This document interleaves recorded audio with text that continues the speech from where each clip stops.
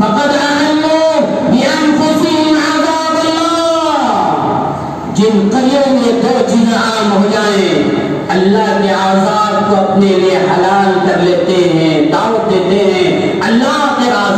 لوگ ہم انتظار میں ہیں۔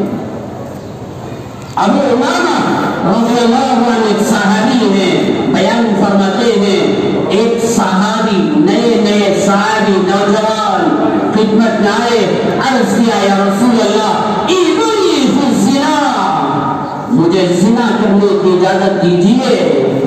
آپ کہیے میرے لیے، کہیے میں زنا کروں۔ صحابہ پریشان ڈانٹنے لگے، گھومنے لگے۔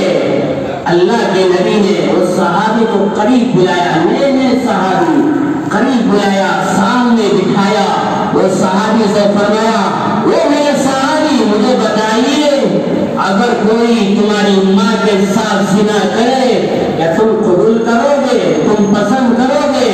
وہ صحابی نے عرض کیا اللہ کی قسم میں قبول پسند نہیں کروں گا، میں برداشت نہیں کروں گا، میرے ماں باپ آپ پر قربان، مجھے گوارا نہیں۔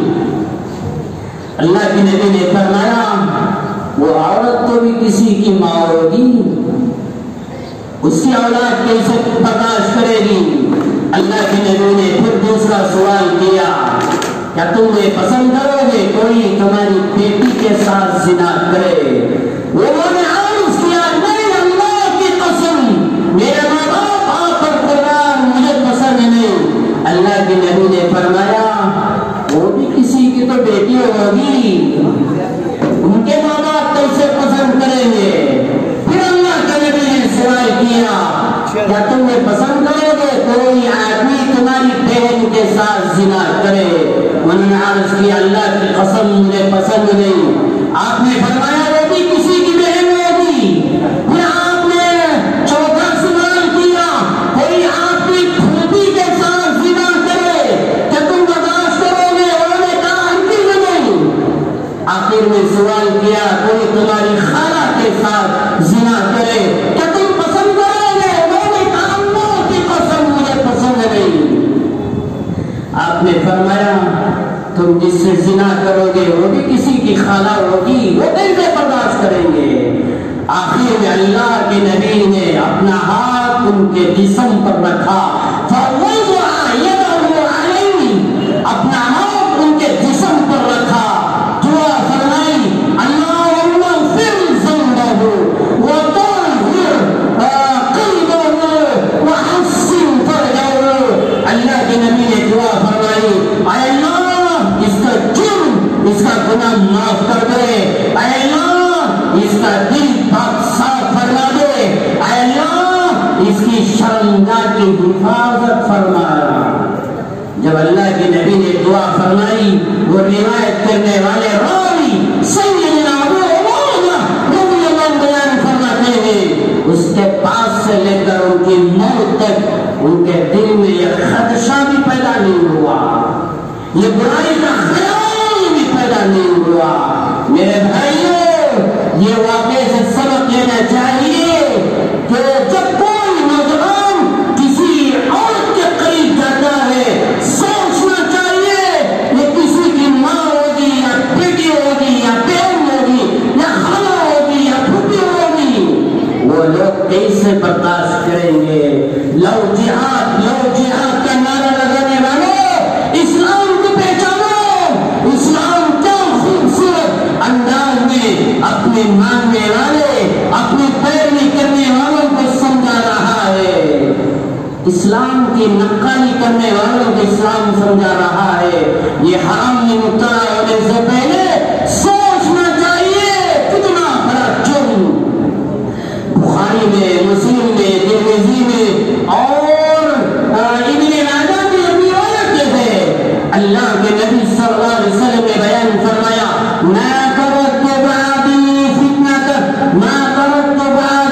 الناس فتنة اضر علی الرجال من النساء۔ میرے آپ کے نبی نے فرمایا میرے انتقال کے بعد سب سے بڑا فتنہ میری امت کے مردوں کے لیے عورتوں کا چھوڑ کر جا رہا ہوں۔ سب سے بڑا فتنہ میرے انتقال کے بعد میری امت کے لوگوں کے لیے عورتوں کا فتنہ چھوڑ کر جا رہا ہوں۔ پھر مسلم شریف میں روایت ہے اللہ کے نبی نے بیان فرمایا واتقوا النساء فإن أول فتنة بني إسرائيل كانت في النساء۔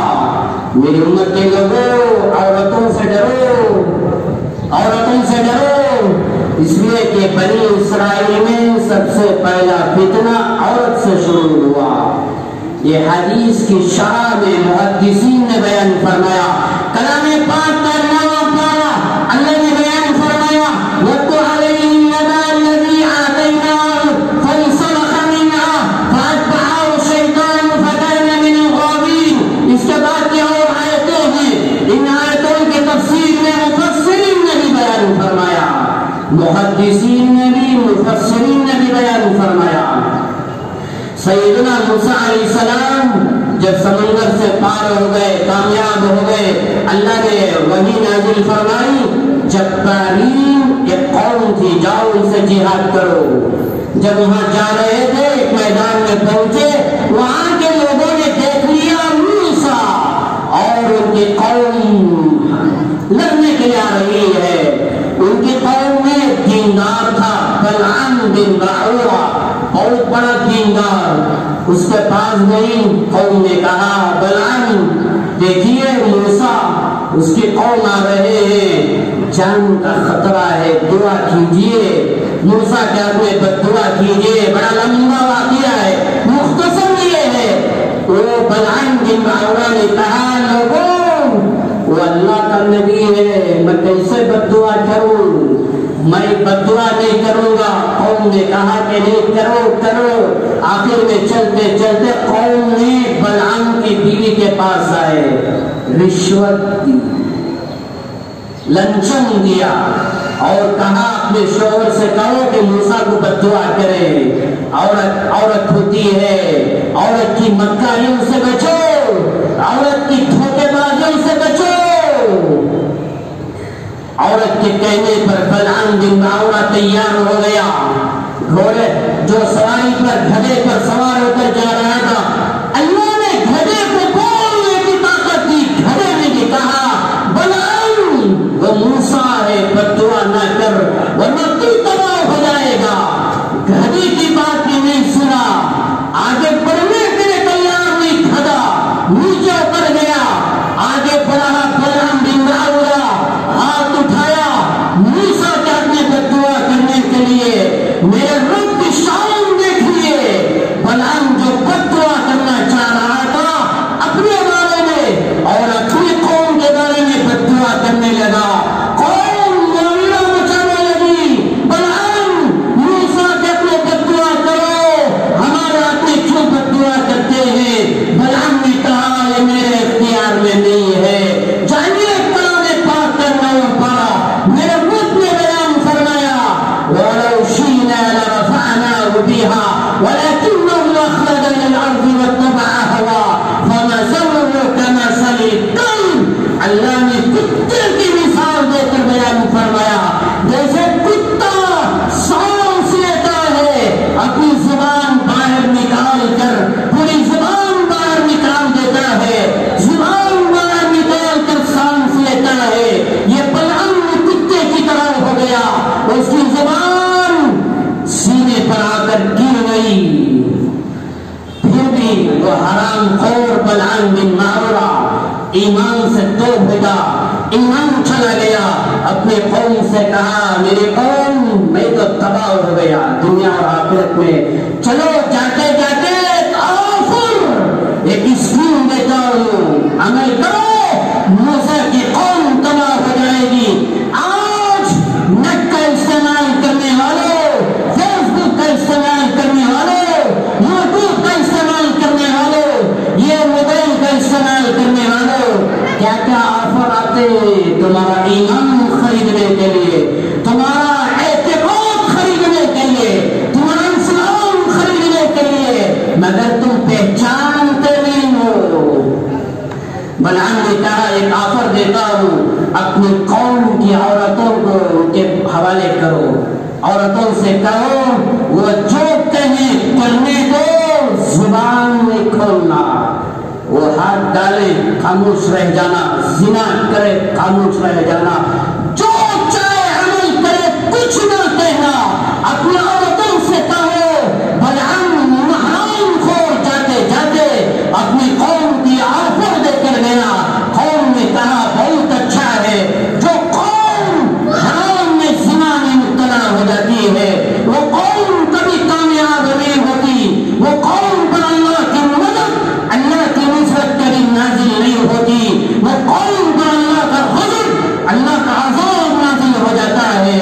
جب عورتوں کو چھوڑا گیا، موسیٰ نے دیکھا ان کی مکاری، ان کے دھوکے بازی، ان کی حرام بازی کو دیکھ کر سیدنا موسیٰ علیہ السلام نے اپنے ماننے والوں سے کہا مجھ پر ایمان لانے والوں یہ چیز میں مبتلا نہ ہونا۔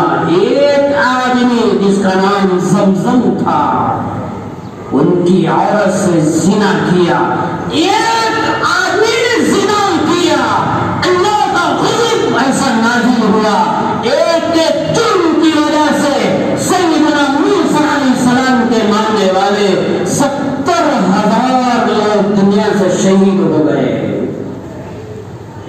یہ لو جہاد کا نعرہ لگانے والوں سمجھو، ان سے کہو شروع سے لے کر جب سے دنیا میں آدم آئے، جب سے لے کر آج سے لے کر قیامت تک کسی زمانے میں زنا حلال نہیں تھا، حلال نہیں تھا۔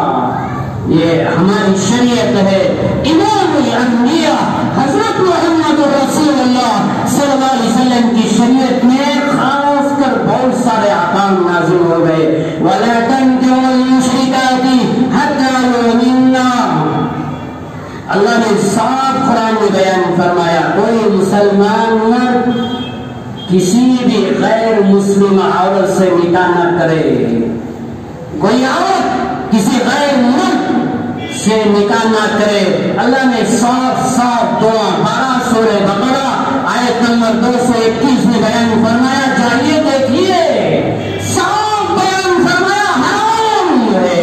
فقہاء اکرام نے بیان فرمایا اگر کوئی مسلمان غیر سے، غیر کو تو سمجھ جائیے، غیر سے حلال سمجھ کر نکاح کرے، مسلمان مرد غیر مسلم عورت سے حلال سمجھ کر، کیا بھی نہیں تھی، مرنے کے بعد دیکھیں گے کیا ہوتا ہے کہ حلال سمجھ کر کوئی غیر سے نکاح کرتا ہے، علماء نے بیان فرمایا تو کافر ہو جاتا ہے، ان کے نکاح میں شرکت کرنا حرام ہے۔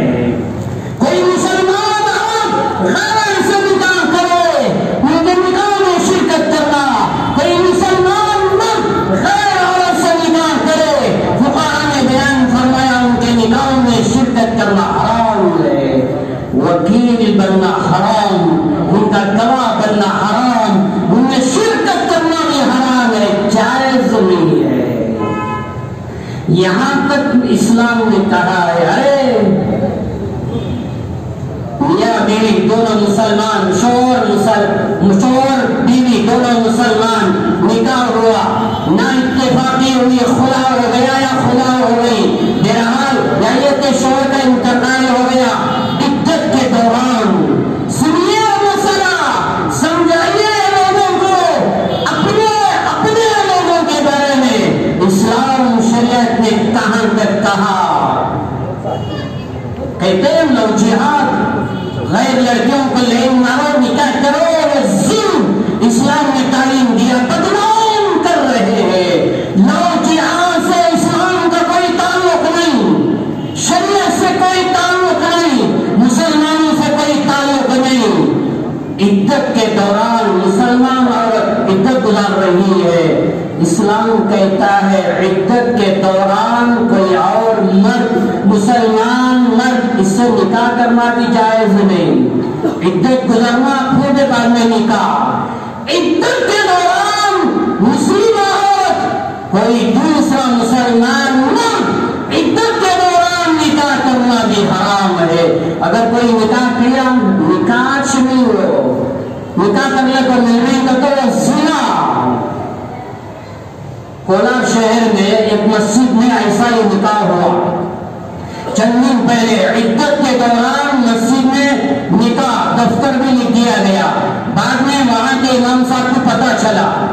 عدت چل رہی ہے، نکاح ہو رہا ہے، انہوں نے کہا یہ جائز نہیں۔ اب دیکھتے نہیں مسجد کے ذمہ دار کیسے رہتے ہیں۔ انہوں نے امام صاحب سے کہا ہے فوجی، وہاں کے امام صاحب میرے سے بڑے، عمر میں بڑے، مگر ہر ایک کا انداز الگ الگ ہوتا ہے، وہ نرم مزاج کے، اور میں آپ جانتے ہیں۔ تو انہوں نے مجھے فون کیا، مولانا یہ معاملہ ہے، مسئلہ ہے، دورہ عدت چل رہی ہے اور دفتر بھی دیا گیا اور یہ لوگ کہہ رہے ہیں کہ نکاح پڑھاؤ، مجھے کیا کرنا چاہیے؟ میں نے صاف موبائل میں وہاں کے ذمہ داروں سے کہا شریعت تمہارے باپ کی نہیں ہے، ختم کرو یہ نکاح کرنا حرام ہے، نکاح ہونے ہم نے نہیں دیا۔ میرے بھائیوں سمجھانا یہ چاہتا ہوں، مسلم عورت عدت میں چل رہی ہے مگر کوئی دوسرا مسلمان مرد اس سے نکاح کرنا بھی جائز نہیں، حرام ہے۔ جب اپنوں کے بارے میں اتنا قانون ہے، ایک مرد 4 عورتوں سے نکاح کر سکتا ہے، سمجھیے ایک مرد نے 4 عورتوں سے نکاح کیا، اب 5ویں عورت سے نکاح کرنا اس کے لیے حرام ہے۔ کوئی تو بھی ایک مرنا، نہیں تو طلاق خلا کہتے بھی ایک ہونا، بعد میں چل تو ایک اور عورت سے بھی نکاح کر سکتا ہے، بعد میں 4 اور مکمل کر سکتا ہے، بہرحال جب تک 4 رہے 5واں نکاح کرنا حرام۔ کہتا نہیں کہتا انسان، جب اپنوں کے بارے میں اتنا سخت قانون لگایا ہے تو کیا وہ اسلام یہ کہے گا غیروں سے لین مارو نکاح کرو؟ یہ دھوکہ ہے، یہ مکاری ہے۔ میرے بھائیوں میں کیا کروں، وقت ایسا تیزی سے نکلتا ہے کچھ کہہ نہیں پاتا۔ یہ لوگوں کے دھوکے میں نہ آؤ، یہ لوگوں کی مکاریوں میں نہ آؤ، نوجوانوں میں اپنی حفاظت کرو، اسلام کو پہچانو، شریعت کو پہچانو اور حالات کو پہچانو۔ چند دن پہلے ایک صاحب نے کہا مولانا لو جہاد کی بل پاس ہوئی، آپ بیان کر رہے ہیں، گوشت کی بل بھی پاس ہونے والی ہے، کیا آپ بھی بیان کر رہے ہیں؟ سمجھ رہے ہیں سوال؟ کھانے کے بارے میں بل پاس ہو رہی ہے، کوئی بیان نہیں۔ چلو انشاءاللہ آئندہ جمعہ کروں گا اسی عنوان پر، انشاءاللہ وہ باتیں میں آپ سے عرض کروں گا۔ اللہ سے دعا فرمائے اللہ ہم کو سمجھنے کی، عمل کرنے کی توفیق عطا فرمائے۔ گزشتہ جمعہ میں نے کہا تھا کہ چند باتیں جن کے ذریعے سے اپنی بچوں کی حفاظت کر سکتے ہیں، وہ چند باتیں کیا ہیں کہنے کا موقع نہیں، انشاءاللہ وہ باتیں بھی آئندہ جمعہ آپ کے سامنے عرض کروں گا۔ اللہ سے دعا فرمائے اللہ امت کے ہر فرد کو حرام سے بچائے۔ سیدنا ابو ہریرہ رضی اللہ عنہ کا وہ واقعہ بھی کہنے کا موقع نہیں، انشاءاللہ آئندہ جمعہ عرض کروں گا۔ اپنا مال اپنی دولت اللہ کے گھر کو دینے والے بنو، میرا مال اللہ کے گھر کے کام آئے، یہ مال کے دینے سے میں حرام سے بچوں، زنا سے بچوں، چوری سے بچوں اور پاک صاف ہونے کی حالت میں اللہ کی بارگاہ میں چلے جاؤ، یہ جذبے لے کر اللہ کے گھر کو دینے والے بنو۔ آمین وآخر دعوانا